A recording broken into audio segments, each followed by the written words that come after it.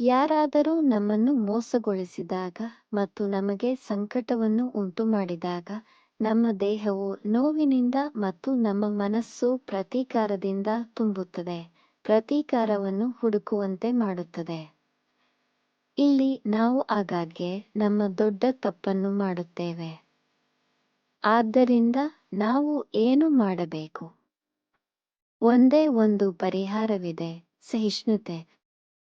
ಸಹಿಷ್ಣುತೆ ಒಂದು ಸದ್ಗುಣವಾಗಿದೆ ಮತ್ತು ಕೋಪವು ವಿನಾಶಕ್ಕೆ ಕಾರಣವಾಗುತ್ತದೆ. ಒಳ್ಳೆಯದನ್ನು ಮಾಡುವುದು ಮತ್ತು ಕರುಣೆ ತೋರಿಸುವುದು ಸದ್ಗುಣಗಳು, ಆದರೆ ಕ್ರೂರವಾಗಿರುವುದಿಲ್ಲ. ಆದಾಗ್ಯೂ ಇದು ಯಾವಾಗಲೂ ಸತ್ಯವೇ?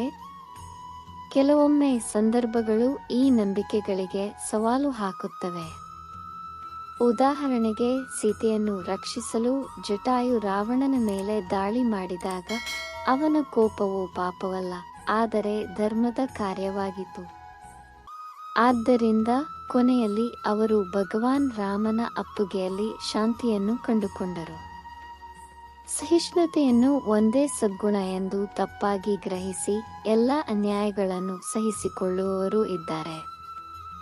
ಪ್ರಾಣಿ ಅಥವಾ ವ್ಯಕ್ತಿ ನಿರಪರಾಧಿಯ ಮೇಲೆ ವಿನಾಕಾರಣ ದಾಳಿ ಮಾಡಿದರೆ, ಅಮಾಯಕರನ್ನು ರಕ್ಷಿಸಲು ದಾಳಿಕೋರನನ್ನು ಕೊಲ್ಲುವುದು ಪಾಪವಲ್ಲ, ಆದರೆ ಈ ಕ್ಷಣದ ಅವಶ್ಯಕತೆಯಾಗಿದೆ. ದುಷ್ಟರಿಗೆ ಸಹಾಯ ಮಾಡುವುದು ಸಾಮಾನ್ಯ ಜನರಿಗೆ ಹಾನಿಯನ್ನುಂಟು ಮಾಡಿದರೆ ಅವರಿಗೆ ಸಹಾಯ ಮಾಡದಿರುವುದು ಸದಾಚಾರದ ಕಾರ್ಯವಾಗಿದೆ. ಕೋಪವನ್ನು ಸಾಮಾನ್ಯವಾಗಿ ತಿರಸ್ಕರಿಸಲಾಗುತ್ತದೆ, ಆದರೆ ಕೋಪವು ಒಳ್ಳೆಯದಕ್ಕೆ ಕಾರಣವಾಗಬಹುದಾದರೆ ಕೋಪ ಮತ್ತು ಶಿಕ್ಷೆಯು ಸಮರ್ಥನೀಯವಾಗಿರುತ್ತದೆ. ಒಬ್ಬ ವ್ಯಕ್ತಿಯು ಸತ್ಯವನ್ನು ಒಪ್ಪಿಕೊಳ್ಳುವವರೆಗೂ ಅವರು ಸುಳ್ಳಿನ ವಿರುದ್ಧ ಹೋರಾಡುವ ಶಕ್ತಿಯನ್ನು ಪಡೆಯುವುದಿಲ್ಲ.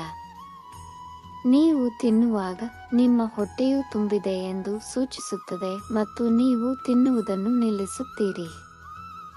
ನೀವು ನಿದ್ರಿಸುತ್ತಿರುವಾಗ ನಿಮ್ಮ ದೇಹವು ದಣಿದಿದೆ ಮತ್ತು ವಿಶ್ರಾಂತಿಯ ಅಗತ್ಯವಿದೆ ಎಂದು ನಿಮ್ಮ ಮನಸ್ಸು ಒಪ್ಪಿಕೊಳ್ಳುತ್ತದೆ.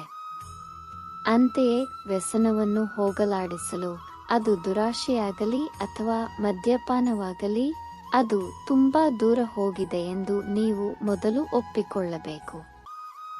ವ್ಯಸನವನ್ನು ತ್ಯಜಿಸುವುದು ಪ್ರಾರಂಭವಾಗುತ್ತದೆ ನೀವು ಅದರ ಬಂದಿ ಎಂದು ನೀವು ಒಪ್ಪಿಕೊಂಡಾಗ ಮಾತ್ರ. ಈ ಪಕ್ಷಿಗಳನ್ನು ನೋಡಿ. ಗಾಳಿಯಲ್ಲಿ ಅವರ ಹಾರಾಟವು ಸಮತೋಲನ ಮತ್ತು ಸ್ವಾತಂತ್ರ್ಯವನ್ನು ಪ್ರತಿನಿಧಿಸುತ್ತದೆ. ನೀವು ಸಹ ಅವರಂತೆ ಹಾರಲು ಬಯಸಬಹುದು.